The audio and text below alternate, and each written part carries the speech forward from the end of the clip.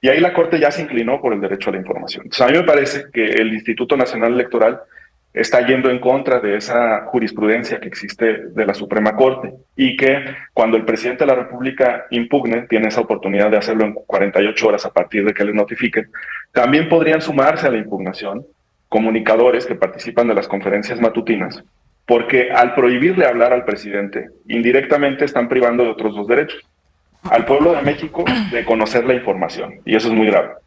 Y esa es la discusión de fondo. Si al presidente no lo dejan hablar de esto, pues me parece que sería un sinsentido. ¿Y para qué van a servir las mañaneras? ¿Solo para dar el estado del tiempo y cómo está el dólar? ¿No?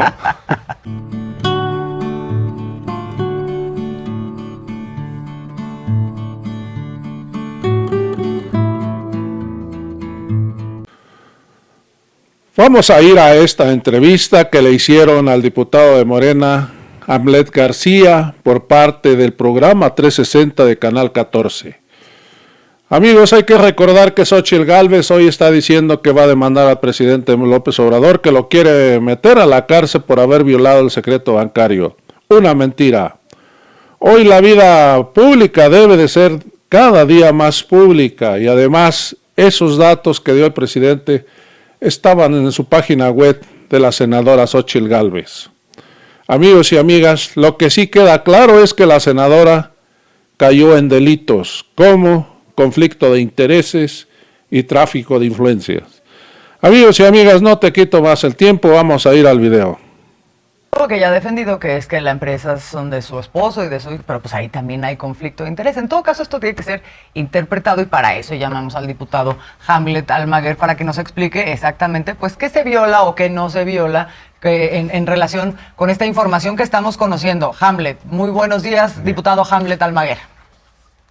Buenos días, Azul, buenos días a Jorge Armando, a toda la audiencia de Mañanera 360. Pues primero felicitarlos por el análisis que han hecho, está completo. Decirles que me parece que llama mucho la atención que durante el trienio que ejerce este cargo en la alcaldía, pues era una empresa exitosísima, ¿no? Tenía muchos ingresos. Y cómo no pudo mantener el ritmo ya cuando era senadora de la República.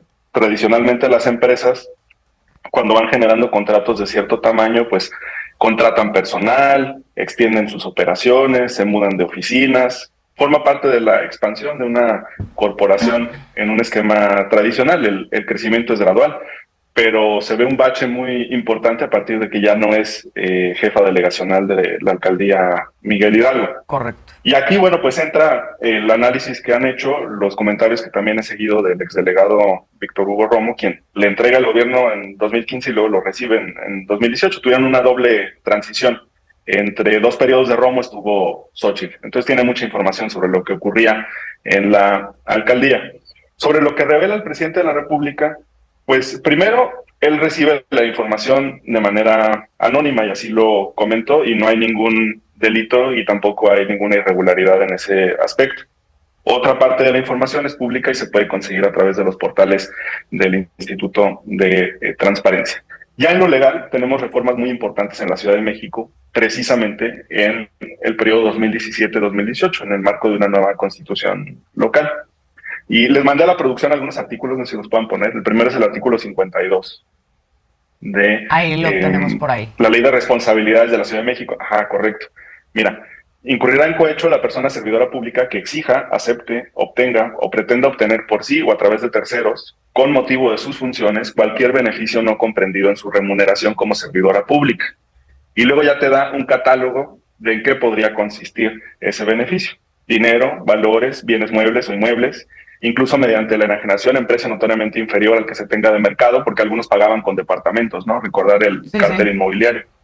Donaciones, y la siguiente palabra es clave: servicios, porque es lo que presta su empresa. Claro. Empleos y demás beneficios indebidos para sí o para su cónyuge, porque la empresa no es suya, es de su esposo, parientes consanguíneos, porque entiendo que también hay otros parientes que están en los consejos de administración de las empresas, parientes civiles o terceros, con quienes tenga relaciones profesionales, laborales o de negocios, es decir, formar parte de la sociedad, o más claro, o para socios o sociedades de la que la persona servidora pública o las personas antes referidas formen parte. Entonces, para mí el supuesto encuadra perfecto en los casos que deberían o podrían investigarse sobre su actuar cuando fue jefa delegacional, porque la siguiente pregunta es, oigan, eso ya pasó desde el periodo 2015-2018 y ya estamos en 2023, ¿ya prescribió o no esta eventual conducta? Y la respuesta es no, está en el siguiente artículo que les mandé, el 74, en el párrafo segundo.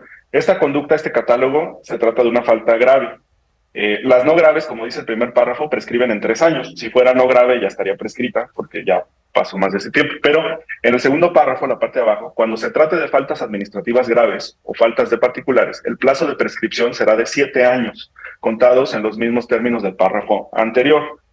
Entonces, si son actos de 2018, pues en estricto sentido se tendría hasta 2025 para investigar qué es lo que ocurrió con esos contratos. Y la siguiente pregunta es, ¿a qué falta, bueno, debido a esta falta, a qué sanción podría hacerse acreedora tanto la empresa que recibe los contratos, porque también con la reforma pueden ser objeto de sanciones, como los socios que la conforman, como ella en el caso de comprobarse que hubo algún actuar irregular? Y aquí está, suspensión del empleo cargo, destitución, sanción económica, ya no la pueden suspender ni destituir porque esto es cuando tenía un cargo local como jefa delegacional.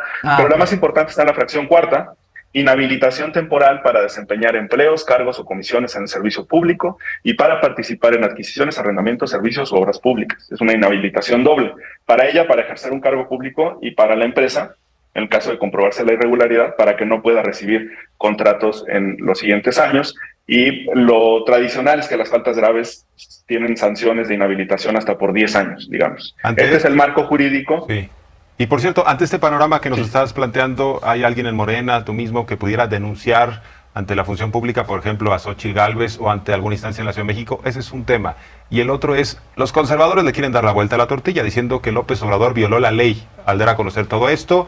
Incluso Denise Dresser escribe que violó el secreto bancario. Estos contratos entiendo que por ley deben de ser públicos, estimado Hamlet, porque la propia Xóchitl dice, voy a denunciar penalmente al presidente por haber hecho esto.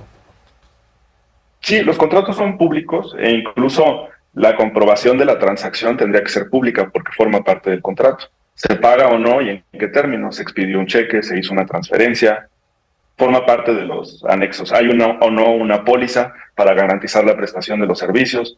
Todo eso siempre está en los anexos. Normalmente estos contratos tienen anticipos al momento de la celebración. Y cuando se cierra el contrato, se celebra una junta para el finiquito, para compensar si se cumplieron con todos los servicios, si se deben o no recursos al proveedor. Ese es un esquema tradicional en la contratación pública. Como te había dicho anteriormente, no hay violación porque una parte de la información la recibe el presidente de manera anónima y la otra parte es pública y puede ser obtenida a través de solicitudes de transparencia. Y en el fondo, creo que cualquier persona que tenga una aspiración tan importante como la presidencial debería de transparentar todos sus ingresos, todo su patrimonio, no solamente de manera individual, sino de las empresas con las que está relacionada o de las que forma parte como socia. Creo que es una medida proporcional, adecuada para la transparencia que exige el pueblo de México de saber quién aspira a suceder al presidente López Obrador. La otra pregunta que me hiciste sobre qué sigue o qué vía jurídica se podría abordar, aquí lo más importante es tener la opinión del Contralor General de la Ciudad de México, porque él es quien tiene las facultades en este momento, no es función pública porque sería federal, sino el Contralor de la Ciudad de México, para, a través de lo que se ha dado a conocer públicamente, que ya es de dominio general, si va o no a iniciar algún procedimiento, sobre todo porque tienen constancia de todos estos documentos que están en poder tanto del gobierno de la ciudad como de la Secretaría de la Contraloría, porque la Contraloría forma parte también de los comités y subcomités de adquisiciones y de contrataciones a nivel local. Yo te diría, no es necesario, entonces, una denuncia adicional. Una última pregunta, diputado Hamlet Almaguer. ¿Por qué? Bueno, primero, ¿hay información nueva en lo que ahora estamos viendo que genere, por ejemplo, estas diligencias de las que te está preguntando Jorge Armando? ¿O por qué, siendo un caso que viene desde el final de la gestión de ella al frente de la Miguel Hidalgo, no trascendió? Digamos, esta es una cosa a la que le ha dado seguimiento el también exdelegado Víctor Romo y de alguna manera logró transitar sin mayor pues aspavientos, y ahora vuelve a resurgir de esta manera. ¿Por qué no se le dio seguimiento, o por qué no trascendió, o por qué se quedó ahí nada más? Porque ahora la senadora, una de las cosas que argumenta es que el tema de sus contratos ella ya los había aclarado. Sí, hay un periodo de transición que es de 60 días para las actas de entrega de las dependencias a nivel local. Es muy difícil en ese momento pues, revisar toda la información que está dejando una autoridad y que recibe la siguiente. Aunque tengas un equipo muy especializado y que conozca de esta materia, es un plazo muy breve para formular las observaciones. Quizás si existió alguna reforma serían 90, pero hasta donde yo recuerdo eran solamente 60 días. Segundo, la fiscalización tiene un tratamiento bajo dos principios que se llaman posterioridad y anualidad, o sea que los contratos de 2018 se revisan hasta 2019. No es siquiera en ese momento, sino hasta el siguiente ejercicio anual. Y el hecho de que haya sido palomeado por la Auditoría Superior de la Ciudad de México o por quienes formaron parte del acta entrega-recepción no excluye este otro supuesto, porque se trata ya de una investigación muy particular que se tendría que realizar sobre si existe o no, o existió o no un conflicto de interés con los proveedores o con los gobernados en la alcaldía, con las empresas que tenían operaciones en Miguel Hidalgo. Entonces yo no veo que tampoco exista una barrera para que se pueda abrir una investigación en este aspecto. Del otro punto que comentaban sobre la mordaza al presidente de la República para que pueda pronunciarse sobre este tema, me parece que el Instituto Nacional Electoral no está valorando un punto que señalaba muy acertadamente Miguel Arzate. Las exposiciones del presidente en torno al caso de Xóchitl Gálvez no provienen de una voluntad individual, sino de una petición o requerimiento que hacen los comunicadores. Y la Suprema Corte ya ha ponderado en diversos casos. Uno de los primeros, digamos, importantes en este aspecto fue el de la esposa de Vicente Fox, cómo tendría que valorarse el derecho a acceso a la información frente a la privacidad de las personas que son públicas. Y ahí la Corte ya se inclinó por el derecho a la información. Entonces, a mí me parece que el Instituto Nacional Electoral está yendo en contra de esa jurisprudencia que existe de la Suprema Corte, y que cuando el presidente de la República impugne, tiene esa oportunidad de hacerlo en 48 horas a partir de que le notifiquen. También podrían sumarse a la impugnación comunicadores que participan de las conferencias matutinas, porque al prohibirle hablar al presidente, indirectamente están privando de otros dos derechos: al pueblo de México de conocer la información, y eso es muy grave. Pero quizá más grave aún, a los comunicadores de poder hacer su trabajo, de ejercer su profesión y de cuestionar al presidente sobre cualquier punto de la agenda pública que estimen pertinente. Y ahí entonces también se abre una oportunidad para que tanto los ciudadanos como los comunicadores que tienen acceso a la fuente, que están acreditados, impugnen esta determinación del Instituto Nacional Electoral, que pretende amordazar pues a la sociedad entera. Pues sí, esto es interesante porque en el fondo la discusión del presidente López Obrador es exhibir al régimen neoliberal. O sea, que hoy nos explique José Ángel Gurría estos atajos. No es que te conviertas de vender gelatinas en un exitoso empresario de la noche a la mañana. De lo contrario, si no tienes pues agarradera, si no tienes influencia, si no tienes conectes. Y de eso se trata el régimen neoliberal. Y se está exponiendo a una persona que transitó por ahí y que la quieren hacer pasar como alguien ciudadana, disruptiva, nueva, de la sociedad civil. No conocíamos el caso de Xóchitl Gálvez. Lo que sí conocíamos era a Diego Fernández Ceballos, a Salinas, estos grandes corruptores y corruptos, ¿no? Pero alguien como Xóchitl Gálvez, que podía aparentar cierta discrepancia con ellos mismos, resulta que es exactamente igual a ellos mismos, ¿no? Por eso la están eligiendo. Y esa es la discusión de fondo. Si al presidente no lo dejan hablar de esto, pues me parece que sería un sinsentido. ¿Y para qué van a servir las mañaneras? ¿Solo para dar el estado del tiempo y cómo está el dólar? ¿No? Sí, fíjate que el modelo neoliberal... ¿Qué pacho? 1685. Oye, fíjate que el periodo neoliberal precisamente consagró una serie de desigualdades estructurales. Entonces, no solamente se verifican en la capacidad de ingresos de las familias o pausa dramática, o en la herencia, que también es una forma de trasladar riqueza de manera desproporcional a la siguiente generación. No, el punto quizá más importante es el que mencionaste, Jorge Hermán. El neoliberalismo no garantiza piso parejo en el tema de las relaciones. ¿Cuánto valen las relaciones que desde su posición política tuvo para poder acceder a esos contratos en beneficio de su empresa? Y esto es algo que ha sido analizado pues por economistas que han logrado el premio Nobel, como Thomas Piketty. Entonces las desigualdades también se verifican en ese aspecto. Entonces no pertenece a el segmento poblacional al que dice pertenecer. Xochitl no es pueblo, para decirlo en términos muy específicos. Xochitl es heredera de un sistema neoliberal que le garantizó a través de su posición política beneficios y relaciones suficientes para que su empresa tenga ese crecimiento exponencial y desde luego inexplicable. Porque si hubiera sido por méritos propios de la empresa, ¿por qué no sigue teniendo esos contratos en 2017, 2018, perdón, 2019, 2020, 2021, 2022, 2023? ¿Dónde está ese gran éxito, ese mito de la meritocracia de Xochitl Gálvez?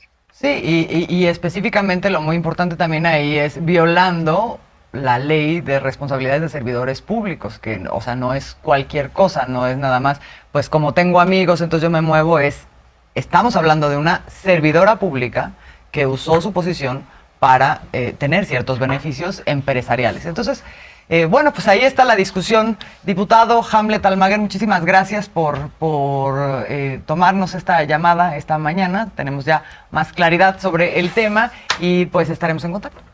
Gracias. Muchas gracias, Azul, Jorge Armando y a toda la audiencia. Buen día.